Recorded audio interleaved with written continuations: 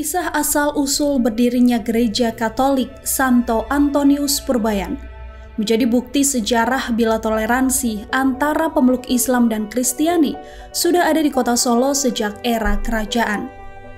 Gereja ini dibangun berkat peran Kasunanan Surakarta atau Keraton Solo. Untuk Gereja Katolik Santo Antonius Purbayan ini tentunya adalah merupakan gereja Katolik pertama.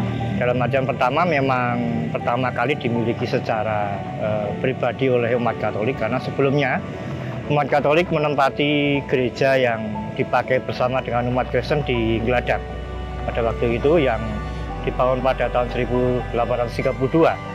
Kemudian setelah Sunan Pakubuwono ke-9 yang memerintah pada 1861 sampai dengan 1893 itu memberikan tanah di sini, di dalam Purbayan ini, maka umat Katolik di Surakarta sudah berbahagia bisa memiliki lahan sendiri untuk beribadah. Padahal Keraton Solo sendiri merupakan pecahan dari Kerajaan Mataram Islam. Kisah ini bermula di tahun 1800-an yang diyakini menjadi masa-masa awal masuknya agama Katolik ke kota Solo. Agama Katolik dibawa oleh orang-orang Belanda. Di masa-masa ini, para misionaris penyebar agama Katolik tak punya lahan untuk dibangun gereja. Tergerak hatinya Raja Solo saat itu, Sri Susuhunan Pakubuwono IX, yang berkuasa dari tahun 1861 hingga 1893, menghibahkan rumah milik raja sebelumnya, Pakubuwono VII, kepada mereka. Jadilah rumah ini dipakai sebagai gereja. Pada tahun 1916, berdirilah Gereja Santo Antonius Purbayan yang megah dan bertahan sampai sekarang ini. Tahukah kamu, nama Purbayan bukanlah nama lokasi gereja ini berada, melainkan nama dari Pakubuwono VII sebagai sang pemilik rumah, yakni Kanjeng Gusti Pangeran Haryo Purubaya. Nama Purbayan sendiri itu biasanya orang akan mengarah ke sebuah lokasi tempat, ya, sebuah kampung, ya. Jadi misalkan Masjid Wirobrajan itu di Kampung Wirobrojo dan sebagainya. Tapi kalau untuk di Purbayan ini banyak masyarakat yang mengaitkan bahwa di sekitarnya adalah Kampung Purbayan, padahal di sekitarnya tidak bernama demikian, karena nama Purbayan itu sendiri diambil dari pemilik rumah yang menempati lahan ini, yaitu Kanjeng Gusti Pangeran Haryo Purubaya atau Purboyo, yang merupakan nama sebelum Sunan Pakubuwono ke-7 bertahta. Tapi untuk lahan ini sendiri memang diberikan oleh Sunan Pakubuwono ke-9, karena ketika diberikan itu lahan di sini kosong, jadi tidak ditempati. Terus kemudian Sunan Pakubuwono ke-9 berinisiatif untuk memanfaatkan lahan ini untuk kepentingan yang lebih berguna, diberikan pada misionaris sending umat Katolik untuk dibangun. Dan di belakang saya ini dulu adalah sebuah joglo, itu bangunan kuno yang pertama. Kemudian dulu menyisakan yang di sebelah selatan, itu bangunan kuno juga untuk pastoran dulu. Tapi keduanya sekarang sudah berubah. Yang di sebelah sini dibangun gereja, kemudian yang sana dibangun pastoran, seperti itu. Tapi mungkin masih ada sisa juga yang di belakang, ada sisa sedikit untuk tempat tinggal para pastor itu, masih ada sisa bangunan kunonya di sana. Menjadi seorang raja dari Kerajaan Mataram Islam, nyatanya tak membuat Pakubuwono IX acuh terhadap agama lain.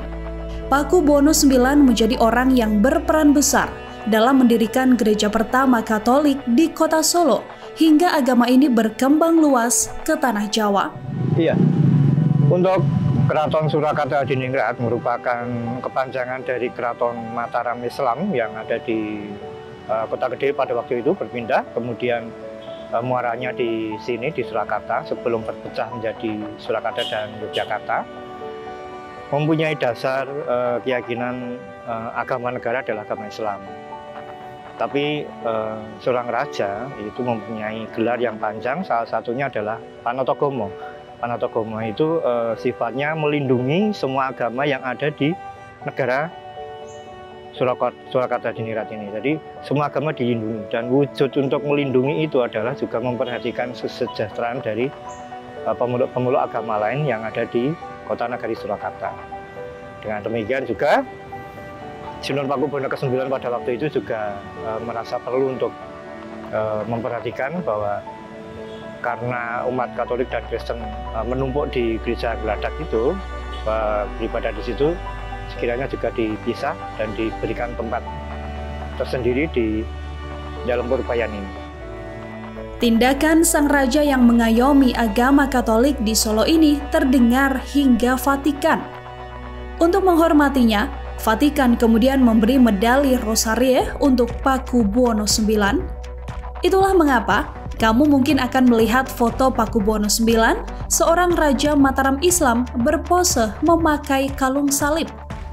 Kalung salib yang dipakai Pakubuwono IX dalam foto itu sejatinya adalah medali penghormatan yang diberikan Vatikan kepadanya. Kerelaan dari Sinuhun Pakubuwono ke-9 memberikan lahan milik keraton ini ke Missionary Sending di Surakarta. Vatikan kemudian memberikan penghargaan medali Rosari yang merupakan medali kehormatan dari Vatikan, kerajaan Vatikan di sana, untuk sebagai bentuk penghormatan bahwa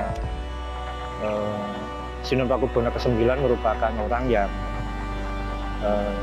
baik atau berjasa kepada umat Katolik di Indonesia, terutama di Surakarta ini. Dan medali itu merupakan medali tertinggi penghargaan kepada orang yang sangat berjasa untuk Vatikan. Yang tadinya wilayah pelayanannya itu sampai mencakup area Madiun, kemudian Pacitan, Ponorogo, mulai sedikit demi sedikit dilepaskan. Sekarang sudah banyak paroki-paroki baru lahir, termasuk yang terdekat itu untuk Santo Petrus Purwosari, Maria Regina Purwodaya, Pleco, Santo Paulus. Lalu saat ini Gereja Dipuran itu juga sebenarnya adalah lepasan atau paroki dari yang dulunya masuk wilayah Antonius Purbaya.